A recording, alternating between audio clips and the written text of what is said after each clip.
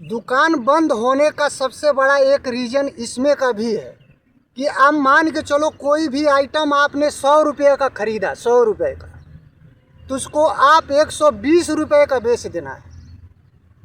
यानी आपको मुनाफा रखना है छोटा, और जब छोटा मुनाफा रखोगे तो कस्टमर ज़्यादा आएंगे।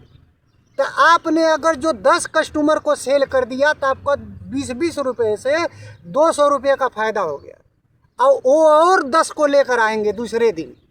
तो आपको मुनाफा छोटा रखना है, यानी बहुत बड़ा सोचना नहीं है कि मैंने एक अगर जो ये शर्ट ख़रीदा है 150 का तो इसको मैं बेचूंगा 500 का, ऐसा नहीं करना है। आपने अगर 150 का ख़रीदा है तो 190 रुपये में इसको सेल कर देना है। आपको 40 रुपया खाली कमाना है, तो फिर दूसरे दिन भी आदमी कोई और आएगा और वही आदमी दूसरे को भी लेकर आएगा। तो ये चीज़ लोग बहुत गलती करते हैं, सोचते हैं कि मेरा कस्टमर अगर एक दिन में एक आ गया तो उसको एकदम चूस लो, लेकिन आपको ऐसा नहीं करना है। अगर सबसे बड़ा रीज़न क्या है? सबसे बड़ा रीज़न आपको उधार किसी को नहीं देना। अगर आपने उधार देना शुरू करा तो दुकान ज़्यादा से ज़्यादा 6 महीना से 1 साल के अंदर अंदर वो दुकान होगा बंद। चाहे 2 साल चला लोगे कैसे भी करके खींच खाच के, लेकिन वो दुकान बंद हो जाएगा।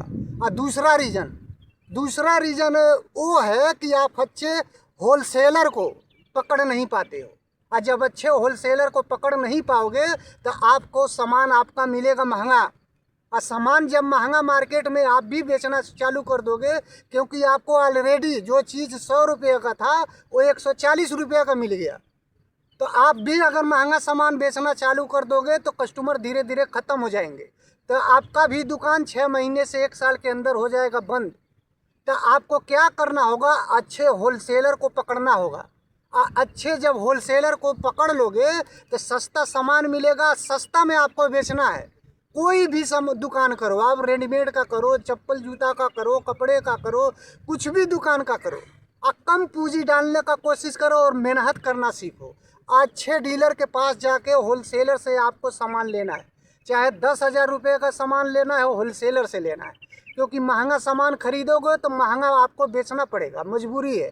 और उधार तो बिल्कुल नहीं देना है। अगर उधार आप दे दिए तो 1 साल से 2 साल के अंदर अंदर आपका दुकान हो जाएगा ख़त्म, बंद हो जाएगा। आप मार्केट में हिस्ट्री उठाकर जाकर देख सकते हो, 100 दुकान अगर मार्केट में खुल रही है तो उसमें से कम 120 दुकान मार्केट में बंद भी हो रही है। क्यों?